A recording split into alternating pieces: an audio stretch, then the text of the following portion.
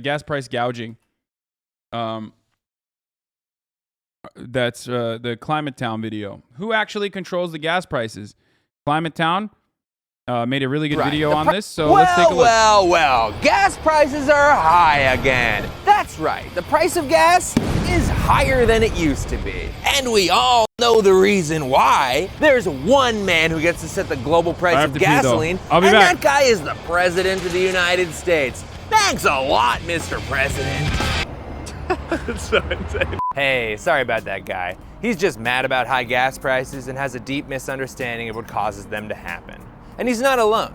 Whether it's the media blaming Obama. No, he's been nothing but bad. Gasoline prices nearly doubling since President Obama took office. Or Trump. Prepare to see some higher gas prices. Yeah, President Trump driving up the price on crude oil. Or just a bunch of grown-ass men who developed an interest in arts and crafts. It really seems like people have no idea how gas prices work. This is all on Joe Biden. Then it occurred to me that I didn't know how gas prices worked either until I took a literal class on it. So now I'm here to explain it so sticker guys and talking heads don't think the American president has some sort of Price is Right wheel in his office that he spins every morning to determine how much gas should cost.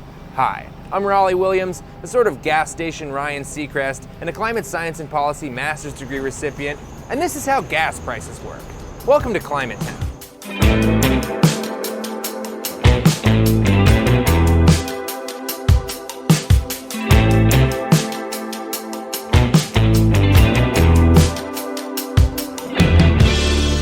As you might expect, gasoline is My 75-year-old grandmother just reshared your tweet on Facebook based. What the fuck? What tweet? Sometimes forget that Facebook exists. not just some kind of mysterious juice that comes out of the end of an enchanted snake.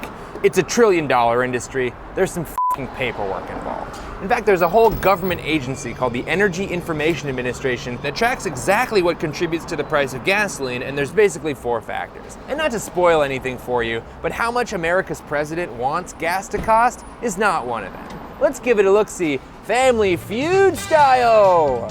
In 4th place, contributing to about 14% of the price of gasoline, is distribution and marketing. This includes the price you pay to get gas from the refinery to the gas station, paying the people at the filling station, and advertising the incredible 1/10 of a cent discount you're getting on every gallon of gas.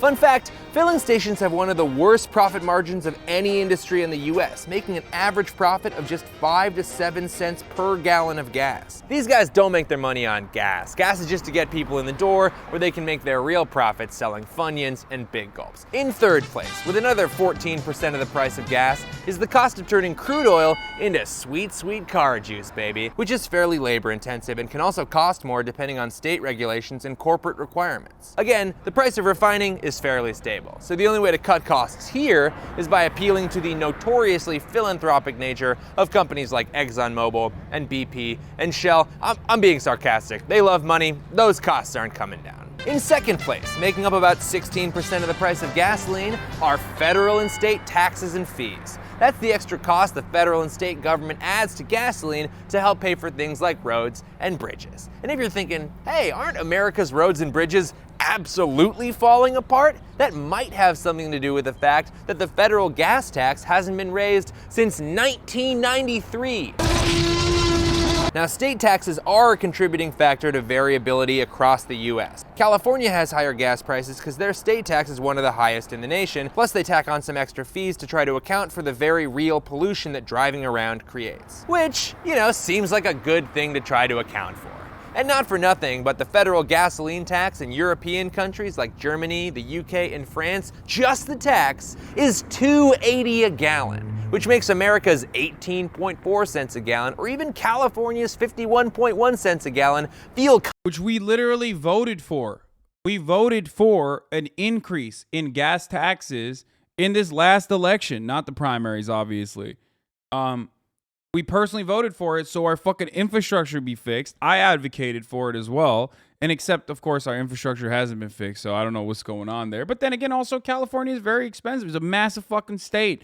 And so I do understand that, that level of higher taxing is, even though it is literally nothing in comparison to a country that I grew up in, Turkey.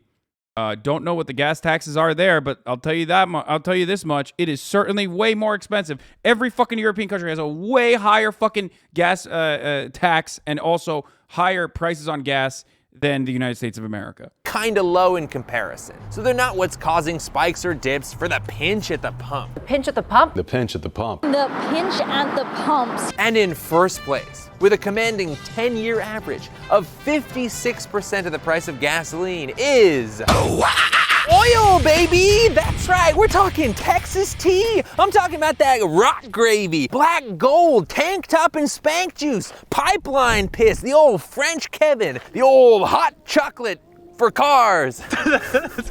Any way you slice it, the price of gasoline is basically just the global price of oil plus a handful of add-ons to get that oil to you. And if you're still not convinced, you skeptical son of a bitch, it's time to take a trip to Chart Town. Maybe that's the reason why prices for gas have internationally increased, regardless of what the fucking American government has to say or do about it. Obviously, OPEC is like still the main, one of the main controllers of what the gas prices look like.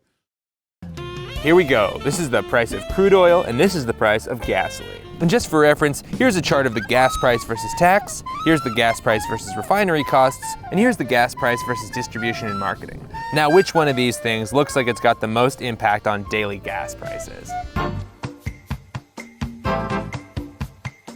So since price volatility of gasoline is almost exclusively due to price volatility of oil, maybe we should talk about how oil prices work. Now in America, we do drill and refine a lot of our own oil. But since every man, woman, and child drives around here, Where were you going? To the gas station. How come? Because I have reasons. and underinvesting in public transportation is It's called freedom, bitch. Look it up in a dictionary. Bet you don't even have one because you live in communist China where they don't have dictionaries. basically a national pastime, we're forced to import about half the oil we use from other countries. But you know what, I'm sure that's not a lot. Holy hell, that's 9 million barrels of oil per year? Wait, that's per month? Wait, that's per day? And please don't let that "wait, that's per blank" thing undermine your confidence in me. I actually wrote that into the script. I just wanted to emphasize that it's 9 million barrels of oil per day. And at 42 gallons a barrel, America imports 378 million gallons of oil from other countries every day, which to me seemed like a lot. So whenever a politician says they want America to be more energy independent, Energy independent. Energy independent. Energy independent. and then they shoot down laws that promote electric vehicles or minimum fuel standards, it really makes me wonder whether they understand how American energy independence works. Because importing millions of barrels of oil from other countries every day doesn't feel real independent. It almost feels like they use energy independence as a way to drill even more, despite the fact that we already have the opportunity to drill more than ever before, and yet they are still not fucking drilling more in an effort to maintain the prices that currently benefit every fucking person, maybe with the exception of like the gas station owners on the Price is Right lineup that it showed originally. It to me. Especially when those other countries have a lot to say about how global oil markets should work. And when I say other countries, I really mean the most powerful group of work friends on the planet, OPEC.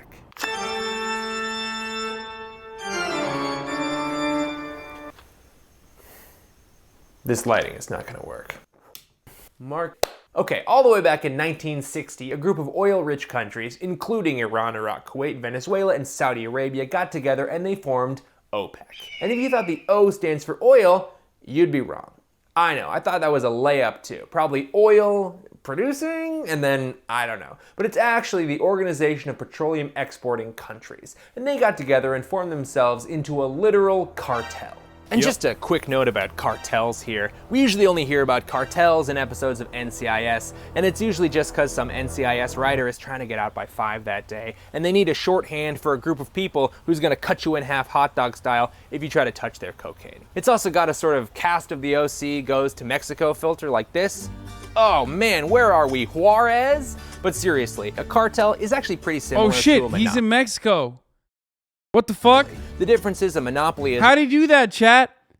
How did he do that? This guy dude, I didn't know that Climate Town was all about fucking having so much free gas that they could just fucking fly anywhere they want to. He's in fucking Mexico. That's one crazy. entity that controls the sale of something, and a cartel is a group of entities that agrees to lower the supply or raise the price in order to control the sale of something.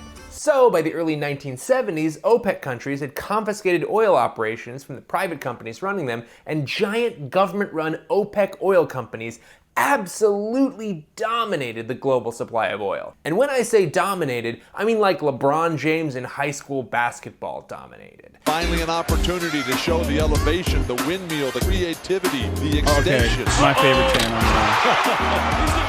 See, in the oil game, there's this thing called reserves, which is an estimate of all the oil in the ground waiting to be drilled up. And as of 2018, OPEC countries were sitting on 79.4% of all the oil estimated to be in the ground. And that's actually pretty important, because even though America is currently drilling oil as fast as humanly possible, Wait, hold on. OPEC has a very deep bench. Oh, and one more thing. OPEC recently added a little country called Russia to the cartel. And OPEC, Russia, and a few other countries recently rebranded themselves as OPEC+. OPEC+ now holds the keys to 90% of all the world's proven oil reserves and 55% of the active oil supply on the global market. Now, 55% does not give you unfettered control over all things oil, but it does give you an incredible amount of leverage in the global oil supply. So while the United States might be the largest single country producer, OPEC Plus combines over 20 oil exporting countries, including Saudi Arabia, Iraq, and Russia, and the result is a cartel that truly has global oil by the balls. Russia, weird. I feel like Russia's been in the news lately. Did they have like a hockey team that rescued a bunch of Filipino kids from a cave? No. They invaded the sovereign nation of Ukraine, and also gas prices went way up, and I wonder if those two things are related. I guess we'll just have to wait and see. They super are. But just because OPEC controls 80% of the world's oil reserves does not mean they get to just name their price. Oil price is based on global supply versus demand. Demand tends to go up when things are good and people are driving and constructing buildings and doing sweet donuts in the parking lot. And demand tends to go down when things are bad, people are not constructing buildings, and carving a sweet donut in the local Barnes & Noble overflow lot is just for special occasions. Now, OPEC does not control demand, but they do get to mess with supply by determining how much oil OPEC countries allow into the market, which can seriously affect the price of oil. In fact, one time in 1973, OPEC was pissed at America. They didn't let America have any oil, and it caused a massive spike in prices, and cars lined up around the block to get gas. No, they did not. No man ever 8 o'clock. We were supposed to pump at 8 o'clock. It was pandemonium, and ask your parents, because apparently they freaked the absolute fuck out, okay? It was like the Red Scare and Y2K had a baby. And if you didn't understand any of that sentence, how do I put this? You're probably gonna be the one solving climate change, so thank you. Is a cartel literally an oligopoly? Yes. That is what it is. An oligopoly that operates exactly... I mean, a cartel, yes, is exactly that. It's just multiple competitors coming together and creating a monopoly. Yes.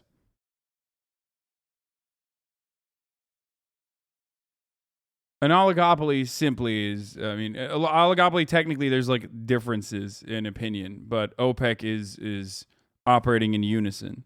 Thank you so much for your service, and we're sorry in advance. And then after thank you for your service, and then go. And then Yeah, and that's the cut, yeah.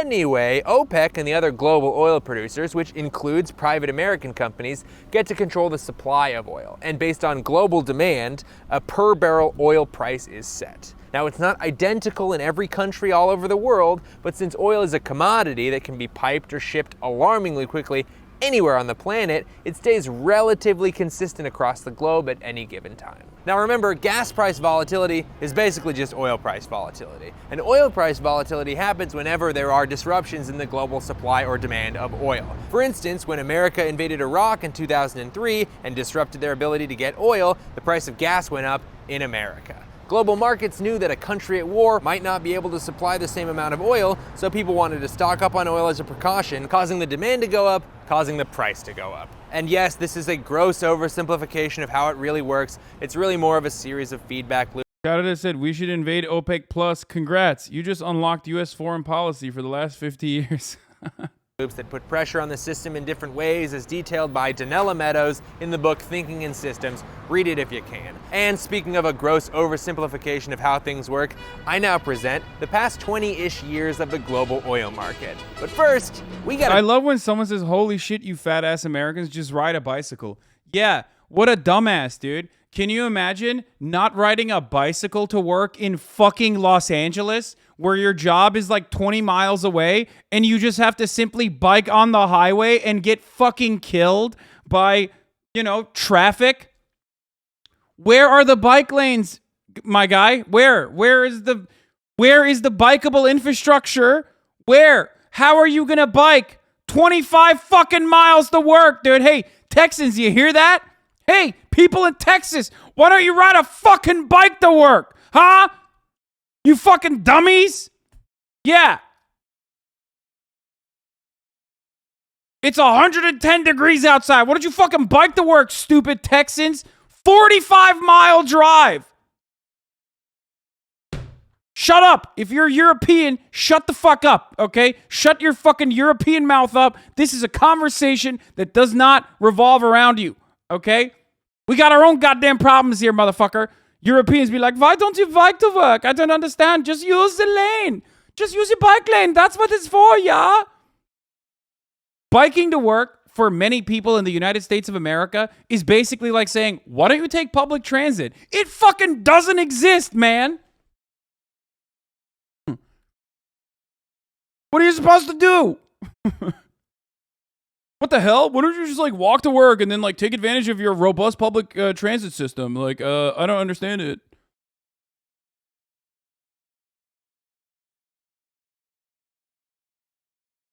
It is true. Americans are fat. Partially because of that, actually. Partially because of our car-reliant infrastructure that makes it impossible to fucking walk in our non-walkable cities, makes it impossible to fucking utilize public transit, which is non-existent. So, of course, we are more sedentary than the average fucking worker in any other country for that reason. Obviously, that's part of why we're so fucking fat, on top of the microplastics that we're consuming, on top of the fucking horrible dog shit food that Europeans wouldn't even serve their own fucking cattle, okay? But, you know, that's one of the reasons, yes.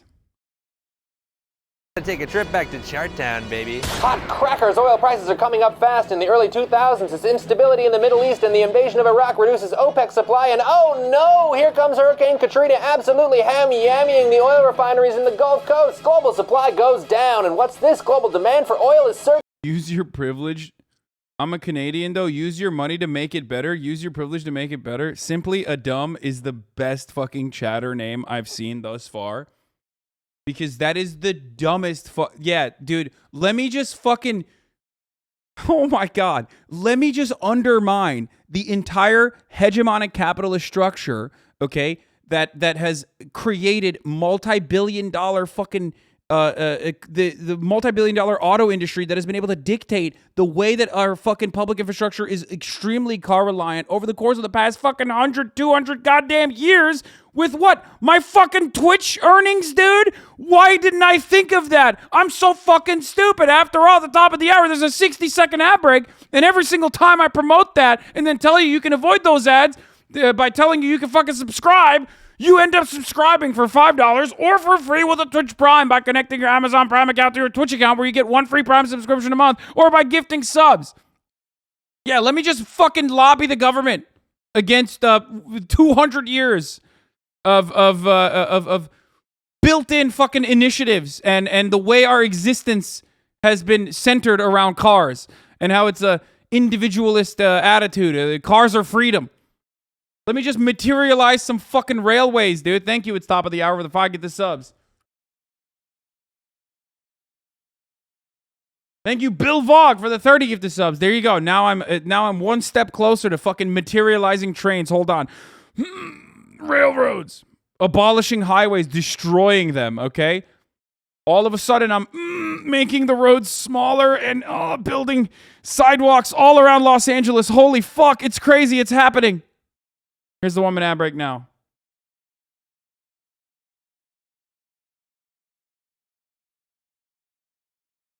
People messaging your fan accounts? I've seen insane Hassan hating weirdos, but I don't know what makes people DM me like I'm Hassan's personal fucking assistant. What do you mean he knows me, dumbass? Hi, Lila. I'm curious how you as a leftist think anything Hassan does is okay in your mind. You do nothing, and before you say you can't, he has shown that he knows you from memory on stream multiple times. I swear you're the one Hostwit member he has consistently known and interacted with all this time. A nice house for millions, a nice car for thousands. That's not socialism, just curious. That's awesome. When you go after, I mean, people are just fucking insane, dude. Like, this guy is a fan. Like, this guy is a stan. This guy knows me more than anyone else, okay? He's in here every day. He's just fucking white knuckling. He's like, oh my God, I'm so angry.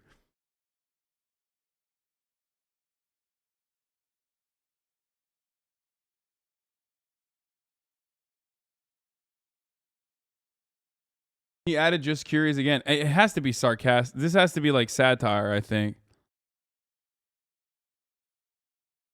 These people are so relentless and make this shit so dreadful. I'm a goddamn stan account. Like, I don't know how you deal with this shit on different levels. Motherfuckers are obsessed with you. Yeah, it's fucking crazy. It is crazy. Just don't give him any fucking...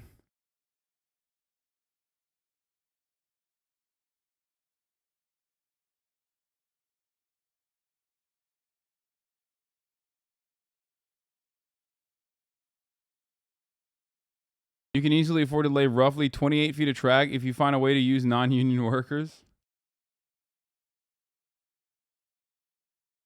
You just gotta, here's the thing, everybody. You just gotta fucking avoid these psychos, okay? They're insane. They will never stop. A 6-month sub was literally harassing me for being a tier 3. Yeah, they're, dude, what, I don't know how else to describe it. Just avoid them. Like, there's nothing you can do. They will never stop. They're fucking insane.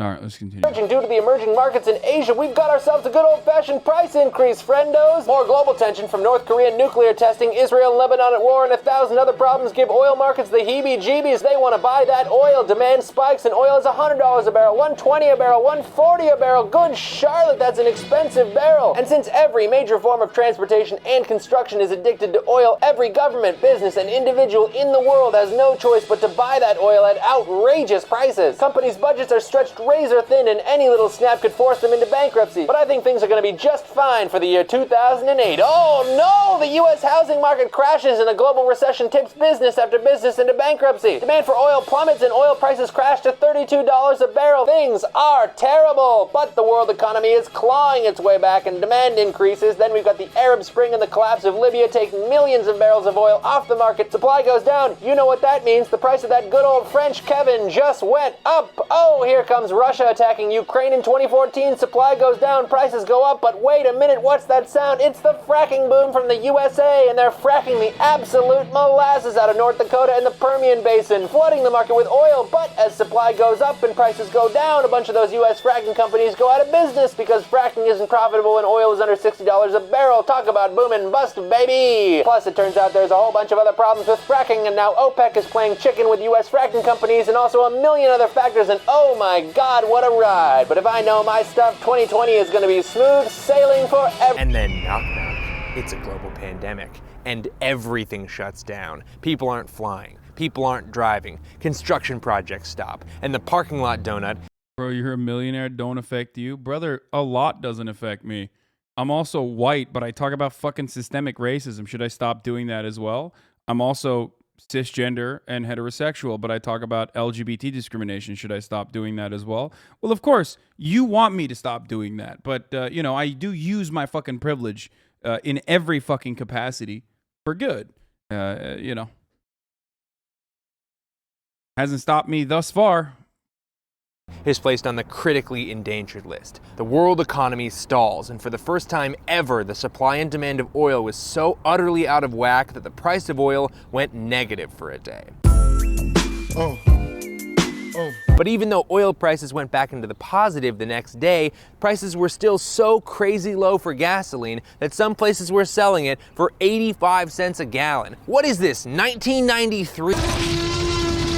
Seriously though, 2020 looked like bad news for oil companies, but they stopped drilling, they got over $10 billion in government bailouts, and one other thing, was it they used the money to keep their employees on the payroll? It was the opposite of that. They actually fired 100,000 employees. But don't worry, oil companies in 2020 had a better year than they did in 2016. So as 2021 rolled around and a shaky recovery started, oil companies had a choice. They could choose to invest that money in drilling, hire back the people they laid off, and increase supply, or they could not hire those people back, not drill, and restrict supply, forcing oil prices way up. And which one of those things do you think oil companies did? American oil companies did stock buybacks, executive bonuses, and purposely didn't rehire their workforce as a way to... Damn, that's crazy, bro. That's fucking wild. Who could have foreseen that, dude? I mean, listen. For a much smaller labor force, you could make the same amount of money. With a much smaller labor force, you could make the same amount of money, and profits would actually go even higher. Profits would even the profit margin would be even better as long as you restrict your supply. I mean, why wouldn't you do that? Why wouldn't you take advantage of that? That's capitalism, baby. It's true. That's literally capitalism, and that's how it's supposed to work. Fucking dumbasses that say, the Hassan, shut the fuck up."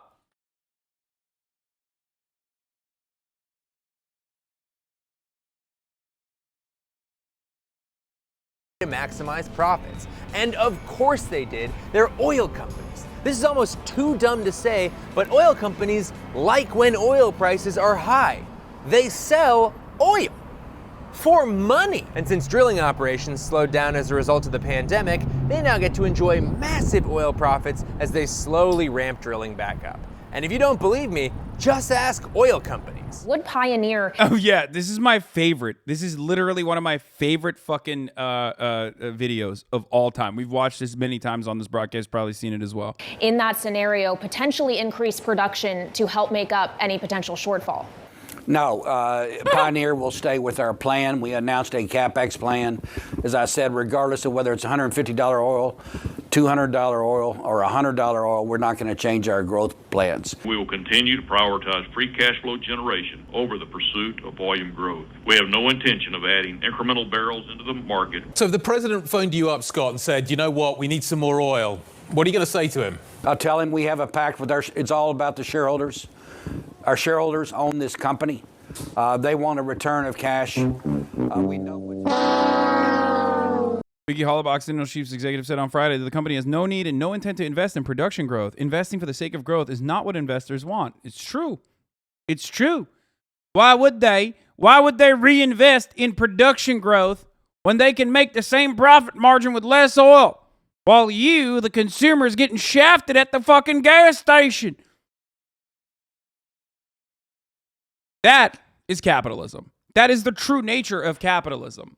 If you can make $10 profit putting out, 3 fucking toys instead of $10 profit putting out 10 fucking toys, obviously you're going to go with the 3. You're going to go with the 3 toys. You don't need to fucking actually produce more. You're making more money. That's what you care about. You care about fucking increasing shareholder value.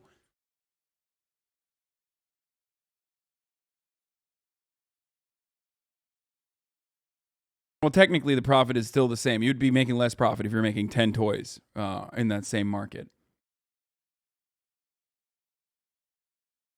Wait, so you're telling me that if the private stakeholders, that there is a chance companies would do something closer to what's right? Well, companies are never going to do that. which is precisely why you need regulation, which is precisely why you need the government to regulate, okay? And the government already engages in regulation. It's just that when the government interference happens, it only happens at the behest of companies and their profit margins and never on behalf of the interests of the citizens. That's the problem. In America, the government only interferes and helps the shareholders, the capital owners, okay, the bourgeois that own these fucking companies, rather than the actual citizens themselves. When it comes down to it, and you need to help out the citizens, you need to fucking force these companies that you literally bailed out with our money, with our tax dollars, okay? And tell them, hey, why don't you fucking, instead of engaging in stock buybacks, like, I don't know, produce more fucking oil? They go, nope, not going to do that. And you say, oh, fuck, I can't do anything about it.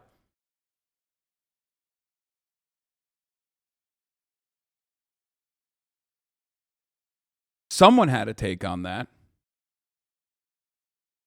That man's name was Hugo Chavez. Weird stuff. And I mean, it's especially weird considering they'll say all that stuff and then they'll immediately run onto Fox News and straight up lie to whoever will listen in order to perpetuate this myth that Biden has some kind of magic button that controls oil prices. And this is all because of the absolute war that the Joe Biden administration has begun to wage on the oil and gas industry. We have no intention of adding incremental barrels into the market. Biden's closure of pipelines because of shutting down. Yeah, dude, Keystone pipeline, right? Like the pipeline from Canada that was going to bring in Canadian gas into the United States. That's the reason why oil prices are high in America. That's what happened. That's so crazy. It also killed jobs, of course, famously. Because what is that again? How many jobs are created when you make a pipeline? Obviously, in the process of building the pipeline, you have hundreds of jobs that are created. But how many jobs do you get over the course of the lifespan of the pipeline? How many? Like what, 2? It's a fucking pipeline. You built it already. It's over. There's no more new jobs, okay? You don't have to like literally go and touch the fucking pipeline every day. You don't have a pipeline toucher.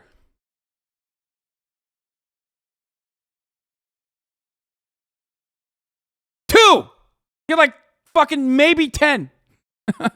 Fuck. Leases and things like that. We're not going to change our growth plans. Eco-freaks and far-left anti-West academics are making him do whatever they want. Because I want to have leases. Don't get me wrong. Biden is a real wet sandwich of a president, and there's a lot of stuff to attack him about, but oil prices are not one of them. And then we go to cars with windmills. The only reason why you should attack Biden, Brandon, whatever you want to fucking call him, the Mac attack, is because he's not aggressive enough in fucking beating the shit out of our oil producers. That's it. I've said this before, and I will say it again. Brandon should be bullying our capitalist overlords, but he is not, because nothing will fundamentally change, Jack. And that would be unacceptable, of course. Exxon's profits, are you gonna go after them? We're going to make sure that everybody knows Exxon's profits. Why don't you tell them what Exxon's profits were this quarter? Exxon made more money than God this year. And by the way, nothing's changed. And they're not, by the way, one thing I want to say about the oil companies. They talk about how they have 9,000 permits to drill. They're not drilling. It's true. Why aren't they drilling? Because they make more money not producing more oil. It's true. The price goes up, number one. All right, bro. Find the president, dog. Phone him up. You know what I mean? I love that people are like, what are you going to do about the gas prices, Brandon? And he's like, Exxon made a lot of money this year. We gotta phone this president, make sure there's something going on, We got to stop Exxon from focusing on its own profits, Which, by the way, inherently anti-capitalist, by the way. So, yes, technically, Joe Brandon, left of Lenin, obviously, clearly, once again. And number two, the reason they're not drilling is they're buying back their own stock, which should be taxed, quite frankly, buying back their own stock and making no new investments. So I always thought Republicans were for investment. Exxon, start investing, start paying your taxes. only I can find the president. I'll have a word with him. Raise it even more. I'll only grind harder. That's right, dude.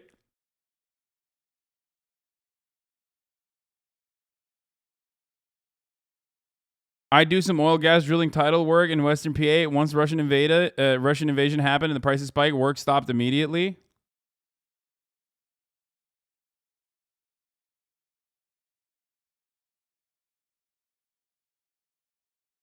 This is just like, how would he bully them? Threaten regulation? What power does he have here? Dude, are you kidding me? Defense Production Act, number 1. Number 2, jail. That's always a sick thing you can do. Just get fucking authoritarian with it. I don't understand. You have no problem melting fucking homeless people and like killing them and pushing them out in the desert. But when it comes to one fucking corporate executive going to jail, oh my, we can't do any of that sweet capital punishment, dude. Why the fuck not? Jail them.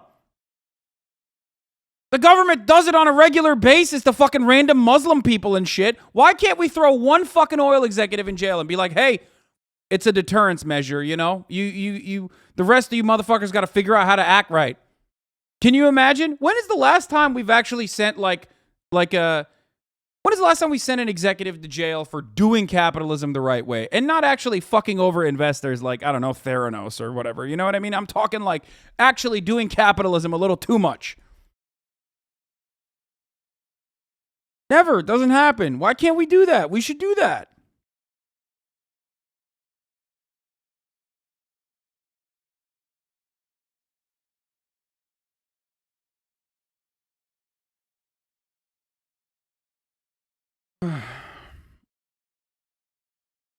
All I'm saying is, even if you're not going to fucking throw them in jail, I mean, use the long dick of the law. Like, threaten regulation.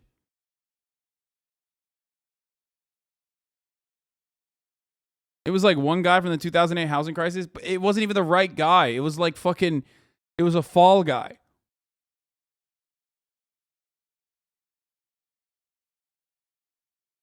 Trump is going to campaign on peace with Russia and oil prices and win easy. Then Republicans will slide the U.S. deeper into fascism. Let's go, Brandon. We literally cannot drill for more oil. We need to cut production, not raises. This is not opinion. It's objective scientific fact regarding climate change and the budgets we have.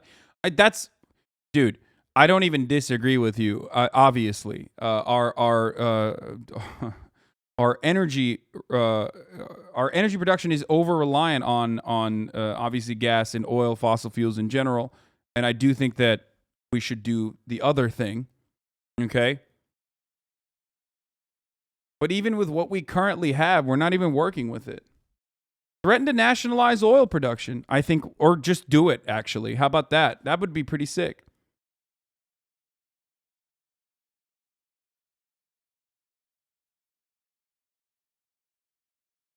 Throwing an executive in jail is treat in America deserves more than a new Marvel Cinematic Universe movie? Yes.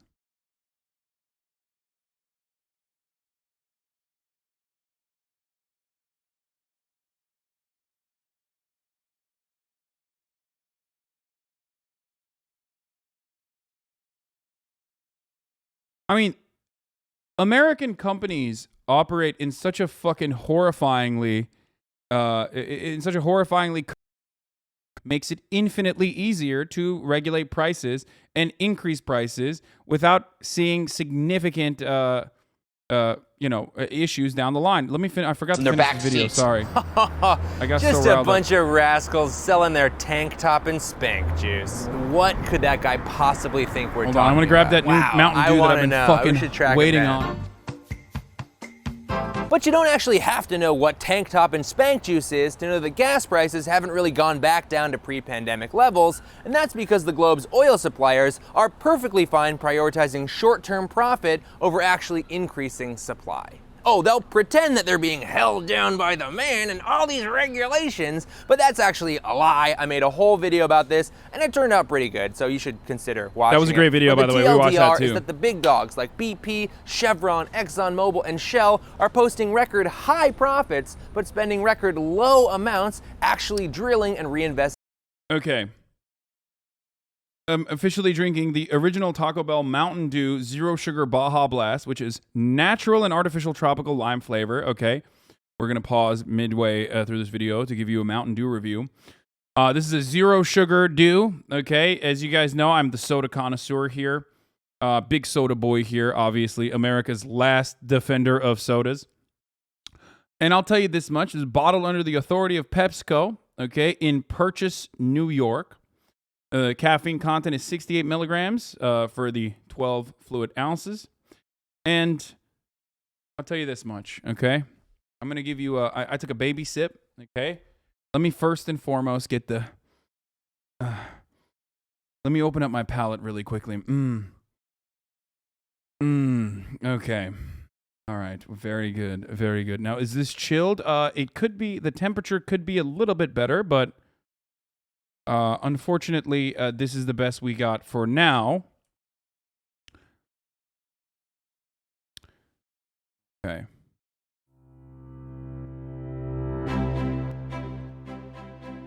Very nice. All right. It's quite aromatic. You can really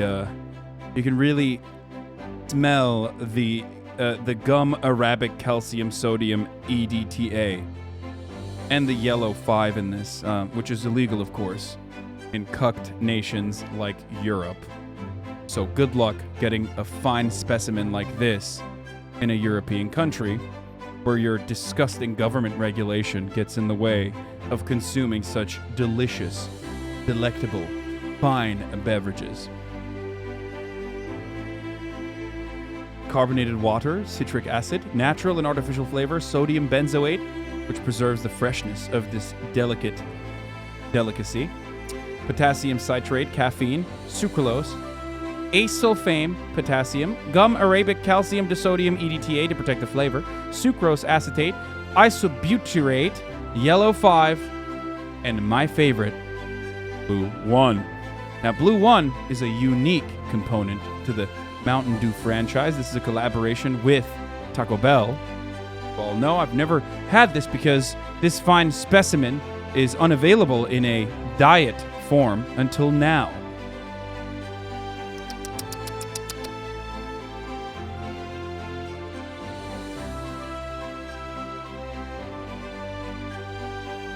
Wow. Delightful. Stunning. Absolute delicacy. What a treat. I'll tell you this much. You really get the carcinogens in the aftertaste. Delicious. It tastes like a warm summer's breeze hitting you directly in the face as you lay gently on a hammock. It tastes like a Taco Bell collaboration with Mountain Dew.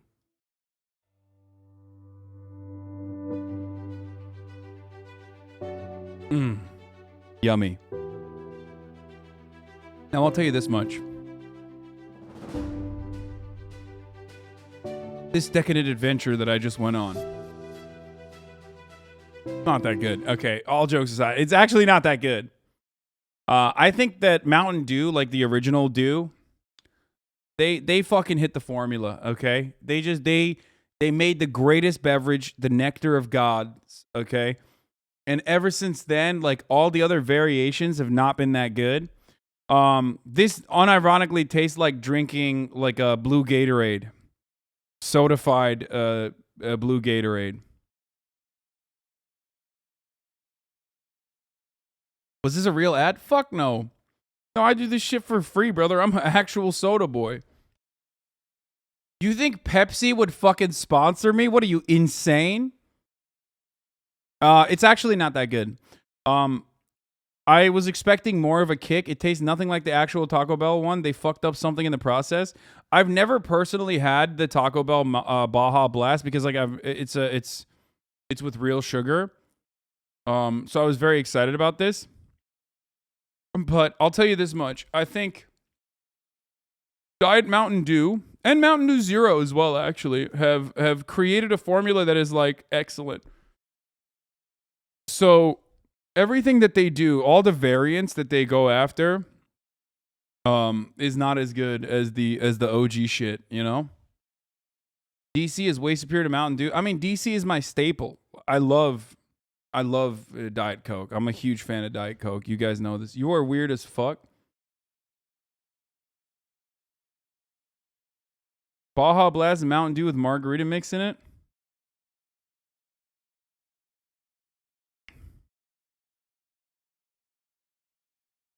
Oh, it is? Baja Blast literally blue Gatorade and Mountain Dew mixed? Wait, really? Okay, well, this does taste like blue Gatorade and Mountain Dew mixed, but it feels like it's, you know, sugar-free blue Gatorade and Mountain Dew mixed.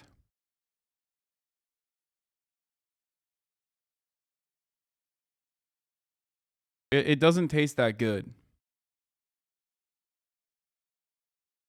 Maybe because it's not like super cold though. Because I only put it in the fridge right as I started the stream. So maybe they should have, maybe it should have sat in the fridge a little bit longer. But no, I just don't think it's that good. I'll be honest. In comparison to the OG Mountain Dew, the OG Diet Mountain Dew, where they have perfected in the laboratory, they have perfected the greatest mixture of yellow 5. You know what I mean? Like, it's the perfect amount of yellow 5. You needed an amuse-bouche. Should have ate some Doritos Locos Tacos. Yeah, but that, I feel like that's cheating. Good soda should be able to stand on its own.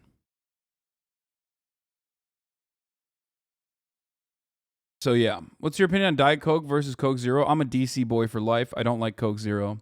So the thing is, aspartame or whatever kind of like chemical fake sugar that they're using, artificial sweetener that they're using, you have to train your tongue for it, basically. So when you swap out the artificial sweetener with something else, it's not going to, you're not going to like it. It tastes like ass. For me specifically, but soda's like real regular Coca-Cola. I can't drink real regular Coca-Cola because it is so insanely fucking sweet that it's gross to me.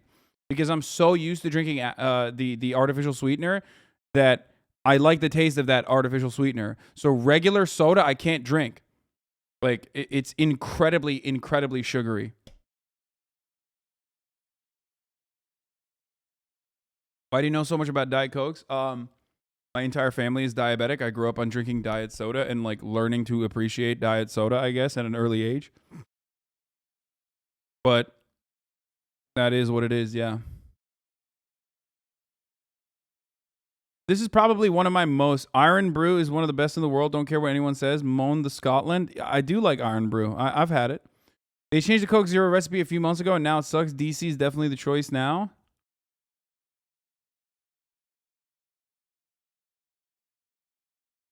True, but it's also literally doesn't quench my thirst because it's so sweet. Yeah, I mean, sodas have never quenched my thirst. I cut sugar out of my diet, so everything is too sweet for me now. So here's the thing. I like it because I love sodas. I love sodas. Drinking a variety of different soda flavors. It's like a little treat for me in the middle of the day. Maybe as a child, I was denied my soda rights by my unjustifiable hierarchy-inducing parents, my parental unit. So I decided to, in an anarchistic way, revolt against my my parents and drink as much soda as possible. But I love sodas. Sodas right before bed. Sodas right when you wake up in the morning. Actually, that's not true. I drink coffee in the morning. Sodas in the middle of the day. Sodas with some friends. Sodas when I go outside instead of drinking alcoholic beverages. And if I were to drink that many sodas with real sugar in it, I would be 700 pounds. So instead, I use artificial sweetener-induced sodas. Let me tell you, it's delightful. It's decadent. It's me.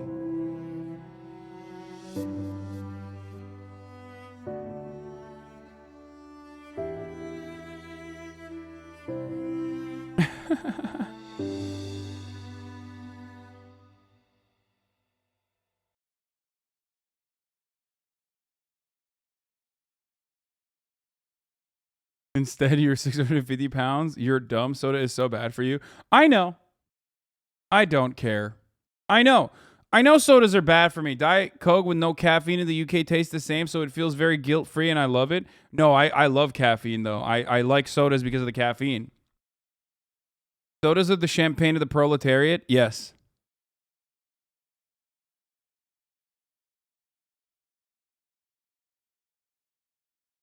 Go to Galco and Eagle Rock, Old Soda in Los Angeles, and get yourself some beverages. I actually don't like... Why does an artificial sweetener make you gain weight the same way sugar does? Because it's tricking your tongue into thinking that you're drinking something sweet.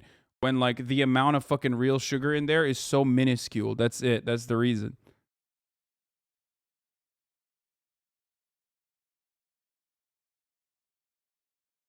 I've never had the Mountain Dew Flaming Hot one, but I've heard it's fucking disgusting. So I will not be doing that to my palate. All right, let's continue. In their company. Couple artificially low supply with supply chain issues and a double dose of inflation, and gas prices are just cruising up. And then Russia started threatening Ukraine. And even though they pinky promised that they weren't preparing for some kind of war, oil commodity markets kind of freaked out because it sure looked like they were preparing for some kind of war. They started buying up oil, meaning demand went up, meaning price went up, meaning gas prices shot through the roof. And it turned out, oh man, there was a second roof above that roof, and we discovered that when Russia actually invaded Ukraine, and gas prices shot through that roof as well. Global supply shrinks because, you know, war, plus international sanctions against Russia, plus Russia retaliates by withholding exports, plus even more war-related supply problems. So unless you're watching this video in the distant future, that's pretty much where we are today. So the time has come. Who actually controls gas prices? Nobody! And also, kind of everybody at the same time. It's complicated, is the point that I'm making here. Look, I just blitzed through 20 years of oil history, and you might have noticed the entire world is addicted to oil. And the fact that 70 plus countries export oil, and every country uses oil, means that no individual, no matter how powerful, can just sort of step in and change gas prices. Now, I'm not saying nobody can influence gas prices. OPEC Plus and the world's oil majors make their living trying to influence oil and gas prices. But for all the influence LeBron James has over a game of basketball, he doesn't get to actually choose who wins or loses. Remember, billions of people are using oil every day. So even though presidents and world leaders have some minor tools available to them, there's no guarantee what the result of those tools is gonna be. Pandemic bailouts were intended to keep gas prices down, but they resulted in record high profits for oil companies and record high gas prices. The invasion of Iraq was, at least according to our own generals. I think my friend over at Climate Town fails to dream of a better tomorrow, because I don't agree with this take. Because technically, as he described throughout the entire fucking video, there are numerous points of control, and a government that actually does want to, especially the United States of America, a government that actually does want to could technically force the hands of a lot of these other places. As he also mentioned, America invading numerous other fucking countries, oil-producing countries, has been one method of control. Of course, that control only benefited the oil and gas giants, ultimately.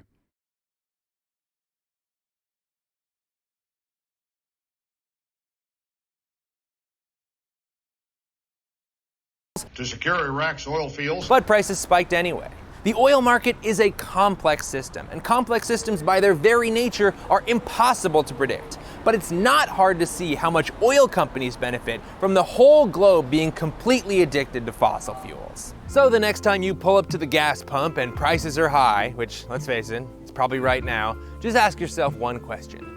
Who actually benefits from high gas prices? Is it the companies that sell gas and make a big profit off high prices? Or just the most recent winner of the Tostitos US presidential election? Because as unfortunate as it is, global oil prices, and gas prices by extension, are almost completely governed by global demand, plus whatever global suppliers think they can get away with. Which, as I mean, that's a big part of it, though. Whatever global suppliers think they can get away with could be completely dictated by a functioning, competent, and even fucking, dare I say, capitalist government, okay? Like, it would be a capitalist government operating at the behest of the people rather than corporate profits, of course, which is inherently an anti-capitalist action, okay? But governments do stuff like that all the time. Or have done stuff like that throughout time. And should do stuff like that more, actually. So yes, if you are incapable of seeing it from the perspective of like, I don't know, if you're trapped in like a liberal institutionalist idealist perspective, then yeah, it's impossible. It's like, oh, this is just the market's operating in the way that it does. But like, we as human beings are capable of overcoming the markets.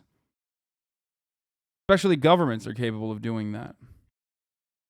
As it turns out, is quite a lot. And the only way out of this rigged system is to reduce our dependence on fossil fuels. The only way to do that is a complete all-system switch to electrification. Dude, what the fuck is... Oh my god, dude. Okay, that... What he's describing there is literally harder than fucking the government regulating... the government actually, at the very least, threatening fucking corporate shareholders. You know what I mean? I don't disagree with him. I do agree with him on this, okay? But if you can imagine a fucking better tomorrow where we are not hyper reliant on fucking oil and gas, and we've done so, we've moved successfully away from our reliance on oil and gas and fossil fuel industry, then you should be able to also imagine a today where the government can do some things to change the prices. Yes, but a reduction in oil is necessary, not low oil prices. I mean, I don't disagree with it. I'm just saying that, like, this is far more broad-reaching and has a much larger scope than the other thing I'm mentioning. And of course, before somebody jumps on to tell me that sometimes electricity is made using fossil fuels, I fucking know that, okay? There's more than one problem with the world. I also think electricity should be made using renewable energy. And if you're interested in ways you can get involved, there are a whole bunch of links in the bio to groups focused on greening the power grid and general electrification. I highly encourage you to join some of these groups, but above all, just consider getting more educated about the climate crisis. Links in the bio, but this isn't a video about that. It was just a video about who controls gas prices, and I hope you came away with I don't know, man. Now that there are more options, the Tesla is becoming more attractive. What do you mean, EVs? You think EVs are the only reason? Like, that's not the only place we're using oil and gas, by the way, and petroleum and all of that good stuff. I mean, we use it in fucking plastics and shit. What are you talking about? EVs are not the only reason why we have not been able to shift away from our fossil fuel reliant economy. You're still dreaming of a fucking future that has the same bare bones that are car reliant, for example. That's a major problem. And Climate Town would not agree with you on that point either, by the way.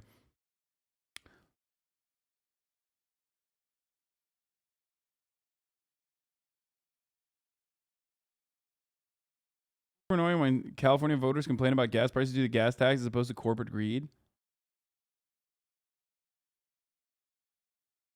Why can't we use nuclear energy until renewable energy research reaches a point where renewable energy is as efficient and as reliable as fossil fuels? I'm not a nuclear ned, by the way. I mean, nuclear energy is also incredibly complicated to build right now. A robust infrastructure for nuclear energy would also take like at least a fucking decade. So then you're pushing back technically renewable energy if you don't consider nukes to be a part of renewable energy, which it kind of technically isn't, because nuclear waste is not all that easy to solve, even though all the nuclear Andes are going to get mad at me and say that nuclear waste is not that big of a problem. You're still utilizing, you're still pushing back renewable energy.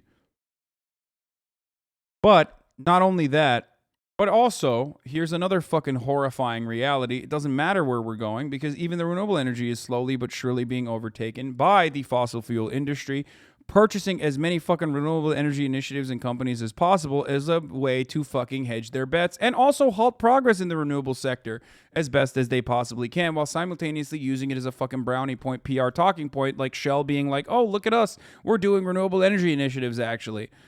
So in the short term, they're using it as a marketing component, but in the long term, the real reason why they're purchasing as many renewable energy companies as possible is because they recognize that they are operating on a finite resource that the world can't rely on for the rest of time. So they are trying to, at the very least, like max out their profits while they still can, and also slowing progress as best as possible on the renewable side. The only way to potentially change the system is not necessarily by saying like, oh, we just need to do renewable energy, but we have to have a mechanism of control. The way that our government currently works, the way that our economy currently works, unfortunately, is always going to benefit capital owners, okay?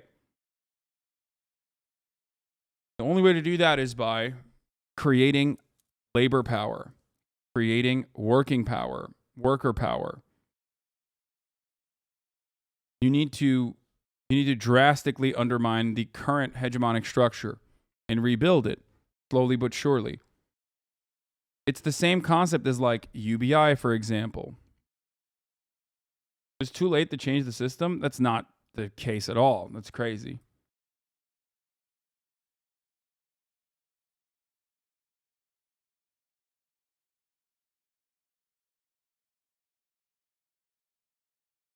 Might not like it, but maybe if we have multiple rich people like Elon Musk, then maybe we would get into renewable faster. Wait, what? Dude, Elon Musk is a perfect example, actually, as a matter of fact, of like someone who purely works on government subsidies, okay? That is a great example of exactly what I'm talking about. Like, it's the same fucking oil baron mentality, but this time, just a guy who is like trying to fucking push for renewable energy.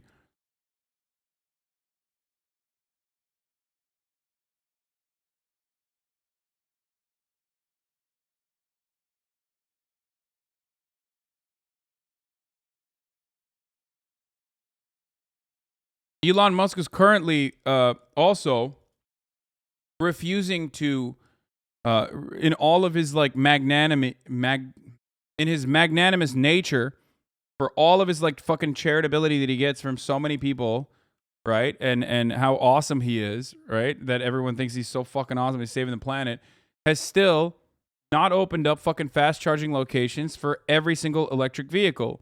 If he truly cared about magnanimity, that's the word. If he truly cared about like building a better future, building a better tomorrow, all the fucking Tesla fast charging stations would be able to fast charge every fucking electric vehicle out there.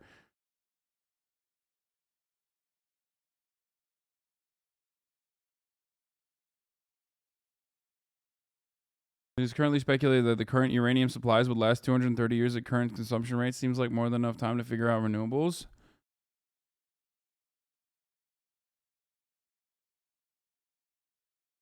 Elon tried that solar shit, and as soon as the California subsidy dried up, he gutted the company and cut it up like a butcher. He gave up.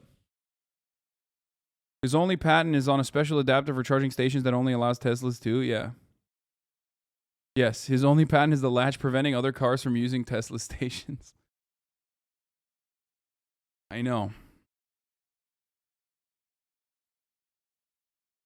Like, it is mind-boggling to me that we do not have universal charging. Like, that's insane. We don't have universal charging, and the fucking main guy who's supposed to be the champion of electric vehicles is not pushing for that? Come on. Why is he not pushing for that? Because it doesn't make him money. Conclusion that it's nobody because the system is too complicated. But it's not a system we should be involved in, so we should move away from it as soon as possible. And that is the end of the video. Thank you so much. EU Tesla chargers can charge other EVs. US standard took too long to implement, so Tesla made their connector before standard existed, but there's a CC's adapter coming. Yeah, I know. Except EU Tesla chargers can't charge all other EVs across the board in every EU nation, if I'm not mistaken. Only in places where they've actually forced Elon Musk to put universal charging in Tesla charging stations, like Norway. And even then, it's like still limited.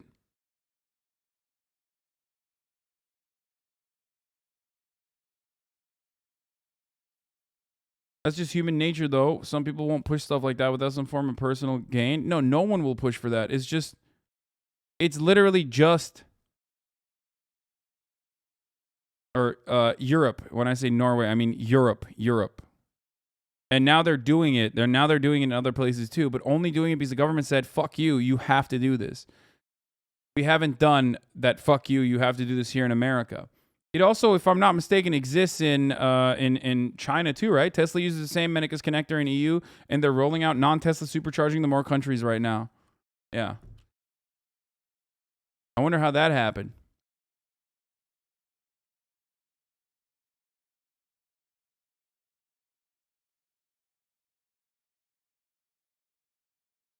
Please understand the bigger picture. I'm left wing, but you are